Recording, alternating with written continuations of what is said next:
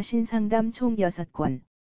장작더미 위에서 누워 자면서 쓸개를 핥으며 복수를 다짐한다는 고사성어로 주인공은 월나라왕 구천이다. 그가 모진 고통을 겪으며 복수의 의지를 잃지 않으려 했던 이야기로 책을 읽으며 한 남자의 굽힐 줄 모르는 강한 복수의 의지를 함께 느끼게 된다. 중국 춘추시대 오나라와 월나라의 두 영웅 구천과 부차의 라이벌 스토리로 진정한 사나이들의 대결이 긴 역사로 펼쳐진다. 약소국이던 월나라의 왕 윤상은 자신의 딸 계완공주를 오나라의 태자파에게 시집보내 확친을 맺었다. 그러나 오나라왕 함녀는 며느리인 계완을 겁탈하고 이에 계완은 월나라로 도망가며 사건이 발생한다. 태자비를 돌려달라며 오나라에서 압력을 넣자 전쟁이 일어날 것을 두려워한 월왕 윤상은 그녀의 송환을 반대하던 계완의 오빠인 태자 구천을 태자에서 패하고 후궁 당녀에게서 나온 어린 아들 계회왕자를 태자로 봉한다. 그런 상황에 계완공주가 오나라로 붙들려가던 중 국경 경계석에 머리를 들이받고 자살하게 되고 새롭게 태자가 된 계회는 월나라의 미래를 걱정하던 외삼촌 사직 부동의 계획에 의해 죽음을 맞게 되는데 부동은 계완공주의 도주를 도왔다는 명목으로 죄인이 된 흑익이란 무사를 설득하여 조카인 계회왕자를 살해한다. 이에 충격받은 월왕 윤상이 숨을 거두며 폐위된 태자 구천이 왕으로 등극한다. 오나라에서 계완공주를 데려가기 위해 협상을 하러 온 이는 오나라의 왕자 부차였다. 주전파 왕자인 루왕자를 막고 대화로 계완공주를 오나라로 데려가려고 구천과 담판을 짓던 부차는 계완공주가 죽자 위기에 몰리고 월나라는 루왕자의 군대에 포위되어 전쟁이 일어날 조짐을 보인다.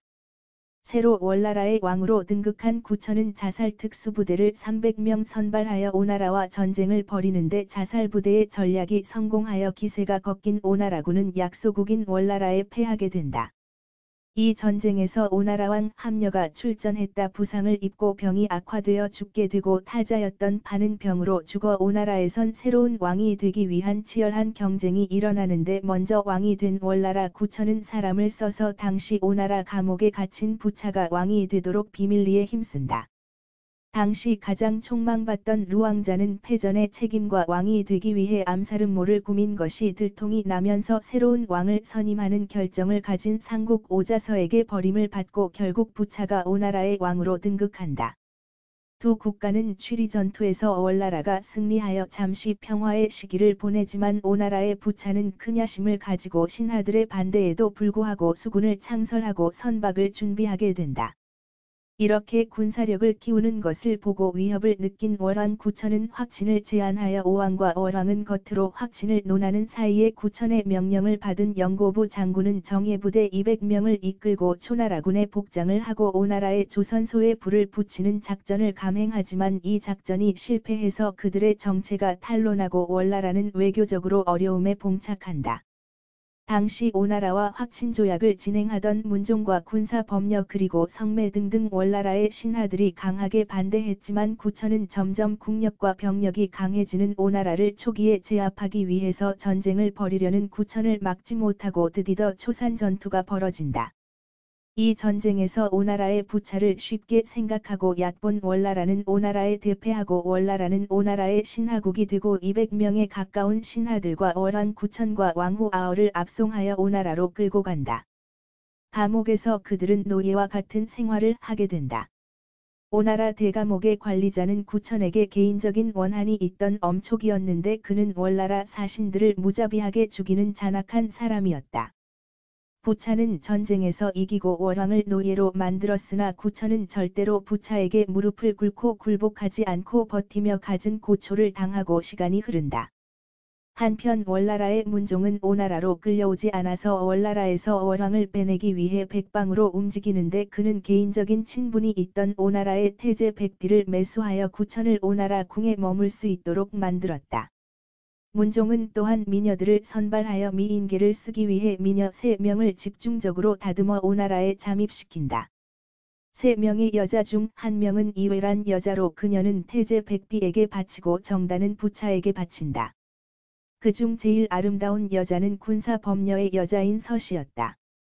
부차에게 보내진 정단의 노력과 구천을 새로운 방법으로 굴복시키려는 계획으로 부차는 구천에게 향락을 열어주어 그가 타락하여 자신에게 굴복하게 만들 생각을 한다.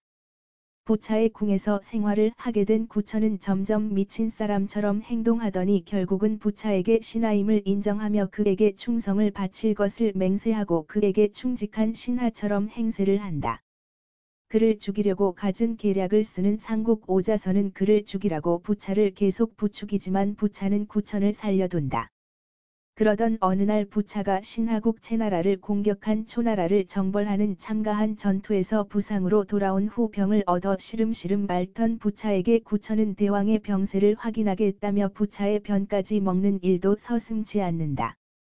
이런 모습을 보고 드디어 구천에 대한 의심을 점점 풀어가는 부차의 모습이 나타나고 이때 범녀는 국가를 위해 자신이 사랑하는 서씨를 부차에게 보낸다.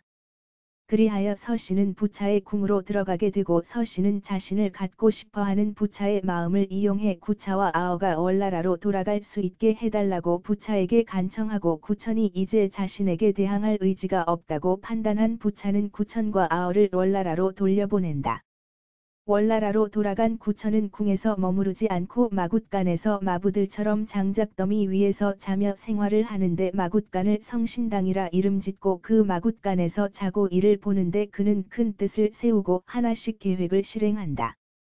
우선 자신이 노예로 생활한 후유증으로 소의 신선한 쓸개를 먹어야 병이 낫는다며 신하들에게 소를 모두 죽여서 쓸개를 찾아오라고 명령한다. 결국 구천은 거두어 들인 쓸개를 천장에 줄로 매달아서 장작더미 위에 누워서 비녀로 쓸개에 구멍을 내고 흘러내리는 쓸개즙을 마시면서 자신의 치욕을 되새긴다. 결국 구천의 이러한 명령 때문에 월나라의 소들은 반 이상이 죽게 되어 농사를 지을 수 없게 된 월나라는 다음 해 큰 기근을 겪게 되는데 이것은 구천이 대신들의 권력과 재산을 몰수하기 위한 수법이었다. 굶주리는 백성들이 늘어나자 구천은 오나라에게 범녀군사를 보내서 5만 석의 양식을 빌려오게 하는데 그 5만 섬을 월나라로 옮기지 않고 다른 곳으로 옮겨두라고 지시를 한다.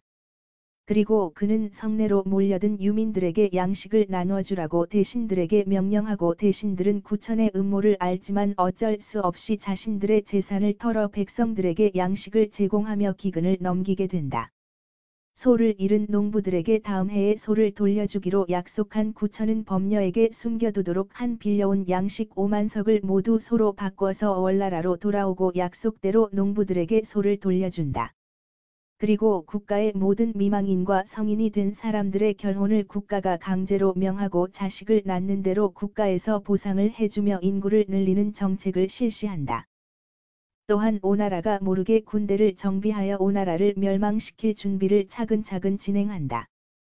구천은 범녀에게 명하여 오나라의 식량을 매입해서 곡물 가격이 오르게 하라는 지시를 하고 범녀는 문종의 종인 관종을 데리고 오나라로 넘어가 오나라의 곡물 가게를 사들이면서 오나라의 곡물을 쌀 때 매입하고 비쌀 때 파는 수법으로 큰 돈을 벌게 된다. 그러면서 오나라의 곡물 가격이 점차 오르게 만들고 오나라의 부차는 중원을 정복하기 위해 7만 대군을 이끌고 북방으로 진군하고 그 틈을 타서 구천은 3만의 병사로 오나라로 진격하여 전쟁이 시작된다. 그리고 오나라로 돌아온 부차를 성안에 가두고 모든 보급로를 차단하고 장기전으로 돌입한 월나라는 결국 부차의 항복을 받아내고 오나라는 월나라의 통합이 된다. 구천은 오나라의 종묘사직을 모두 불태우고 그 소식을 들은 부차는 자결하면서 이야기는 끝을 맺는다. 한 번의 실패로 큰 시련과 굴욕을 감내하고 그 굴욕을 잊지 않기 위해 쓰디쓴 쓸개즙을 마시며 복수의 의지를 불태운 구천의 이야기는 많은 교훈을 준다.